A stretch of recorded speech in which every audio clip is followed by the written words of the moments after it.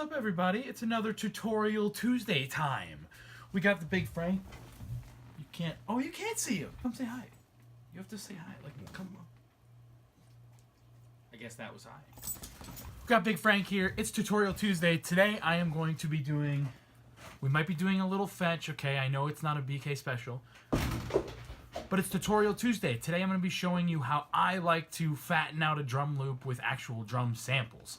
So let's dive into a Logic project, baby.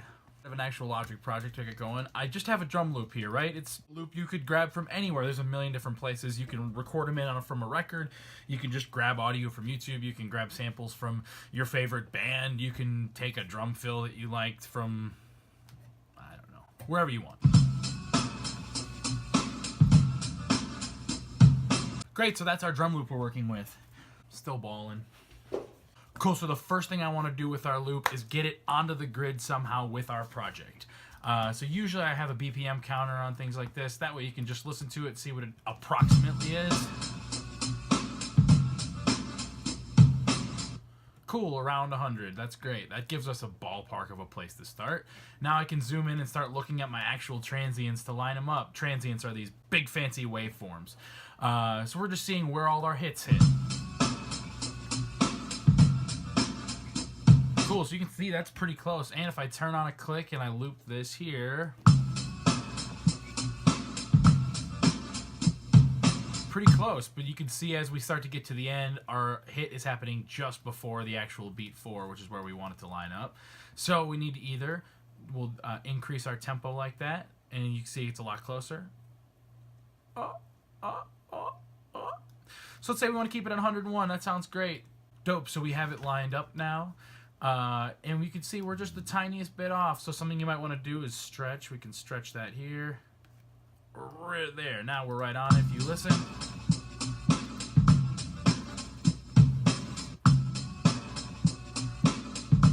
So obviously there's a little audio gap, but that doesn't really bother us right now. We're just thinking about making sure it's in time. Right, so it's a little lackluster, it's a little boring. We want to make sure, we want to fatten it out with some actual drum samples that we have. So I'm going to grab Ultrabeat here, and we're going to go in, and we're going to look for a kick that's going to line up with that beat. Now the main thing I like to do is, before I actually go looking for my sample, start playing it. And now I can click Load Sample. Cool, even like something like this. You can hear how this has a little more of a thud to that kick, and I'm probably going to EQ it the same way. So first off, I want to line up my kicks with my kicks, right? So let's just keep this loop in.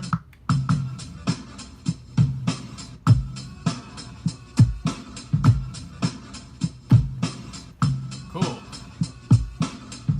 The only thing I didn't get is this tiny little grace note, so I'll grab it this time.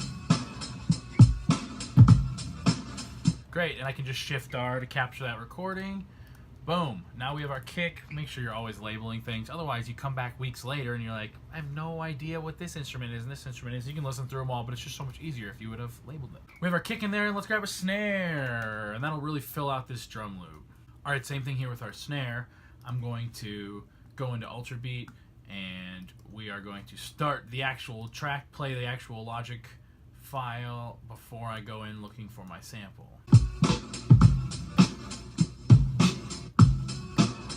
Cool, so I'm going to record that in.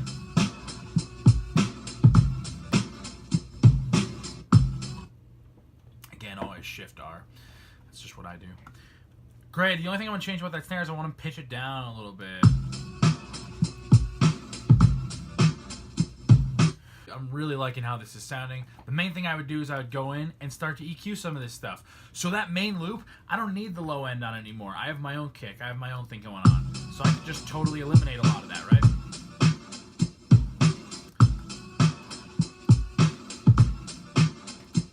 Same thing with my kick. I'm going to go in and take a peek at it and really bring up some of these low ends.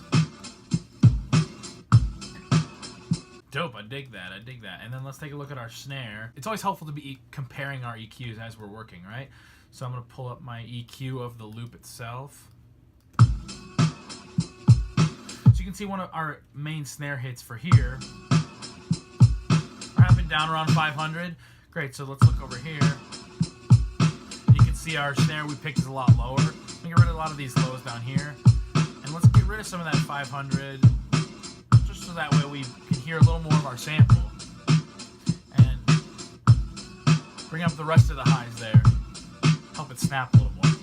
One of the last things I like to do with my snares, especially when we have this great loop we started with, and I want that snare to feel like it's part of this loop. Eventually, I want these drums to all live in the same world, right? I don't want it to sound like, oh, he's using a drum loop with a sampled kick and a sampled snare there. We'll go in and add a little bit of stereo delay here, and let's see what we got.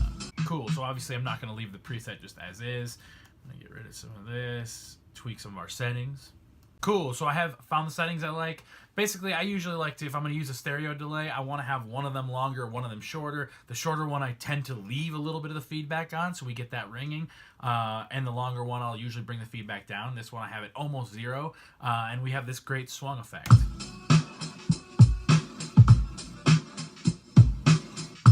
The last thing I might do is spread out this loop now that I have everything else happening. I'm going to keep the rest of my drums nice and center, right? I have my kick nice and center and everything else.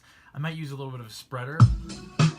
I like to jump to the drum room enhancer preset and then go from there, right? Logic has some really, really great presets. They're a great place to dive off from, especially before you really, really understand the plugin and get into all the little nuances. So for this, I'm going to bring down that intensity. I'm going to bring down the mix because I don't want it too crazy spread out.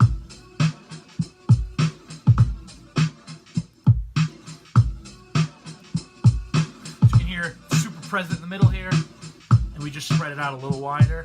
That just helps give us some depth to our drums. Get rid of that click. Nobody messing with that click. And there is our fattened out drum loop, everybody. Make sure you click the like button if you like this tutorial, and make sure you hit me up in the comments with other things you want me to do tutorials on and other breakdowns you want me to do. And as always, hit the subscribe so you never miss a beat.